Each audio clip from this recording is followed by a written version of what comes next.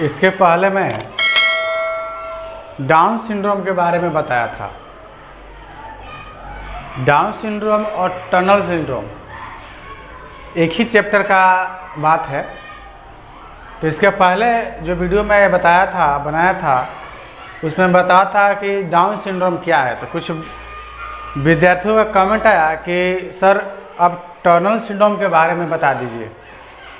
तो मैं आज सोचा कि क्यों ना टनल सिंड्रोम के बारे में बता दिया जाए, ताकि हमारे प्यारे प्यारे विद्यार्थियों का कमेंट जो आया है। तो आइए हम टनल सिंड्रोम के बारे में जानते हैं, ठीक है।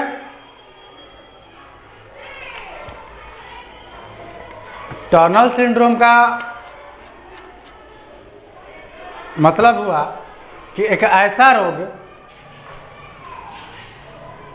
जो आनुवांशिक है, यानी ये जो टनल सिंड्रोम है ये आनुवांशिक है। इसके बाद हम इसके पहले बताए थे डाउन सिंड्रोम, वो भी आनुवांशिक था। तो आनुवांशिक का मतलब भी मैं इसके पिछले वीडियो में बता दिया था कि वैसा रोग जो एक पीढ़ी से दूसरे पीढ़ी में जाता है उसे हम आनुवांशिक रोग कहते हैं। तो देखिए ये जो टनल सिंड्रोम है तो इसमें होता है क्या है कि यह रोग जो होता है एक से गुणसूत्र की अनुपस्थिति के कारण होता है। यानी जिस इंसान में मतलब जिस मादा में, इंसान में मतलब मादा महिला में एक से गुणसूत्र अगर नहीं रहता है तो उसमें टनल सिंड्रोम रोग हो जाता है, ठीक है। इसके पिछले वीडियो में बताया था डाउन सिंड्रोम, उसमें मैं बताया था कि एक से गुणसूत्र पर डाउन सिंड्रोम के जीन उपस्थित रहता है तब डाउन सिंड्रोम रोग होता है। लेकिन इसमें गुणसूत्र अनुपस्थित रहता है, यानी नहीं रहता है तब होता है, ठीक है। देखिए कारण कह रहा है कि यह रोग एक गुणसूत्र की अनुपस्थिति के कारण होता है। यह रोग सबसे ज़्यादा मादा में होता है, यानी महिला में होता है, ठीक है। क्यों? क्योंकि देखिए मैं बता रहा हूँ, नर में XY होता है गुणसूत्र, मादा में XX होता है। तो ये कह रहा है कि X गुणसूत्र की अनुपस्थिति के कारण होता है। तो मादा में XX है, तो मादा में XX है तो ये एक गुणसूत्र X जो है यह नहीं रहेगा तो टनल सिंड्रोम हो जाएगा, ठीक है। टनल सिंड्रोम रोग मादा में हो जाएगा, ठीक है। अगर यही पुरुष में अगर देखा जाए तो पुरुष में XY है, तो अगर X नहीं रहेगा पुरुष में, मतलब ऐसा संभव ही नहीं है, मतलब ये रोग पुरुष में हो ही नहीं सकता है, ठीक है।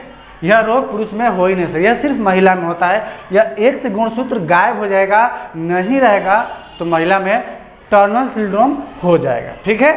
देखिए भाई, अब लक्षण के बारे में हम जानेंगे, ठीक है।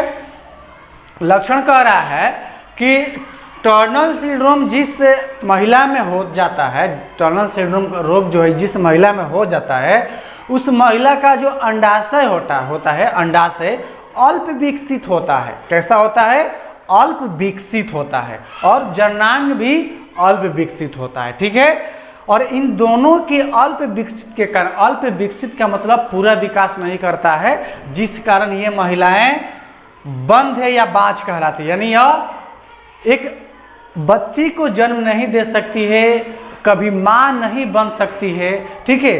तो यही कारण है कि इन्हें बंध्या या बाज कहा जाता है, ठीक है।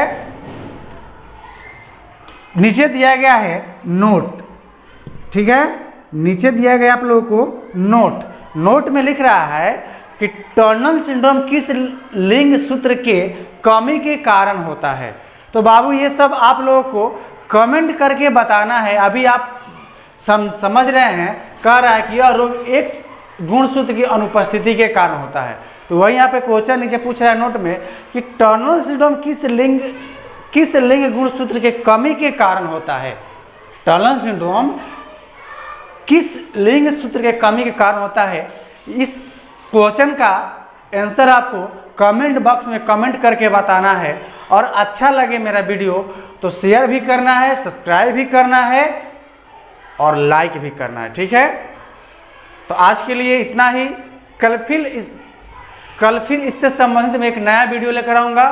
तब तक के लिए धन्यवाद।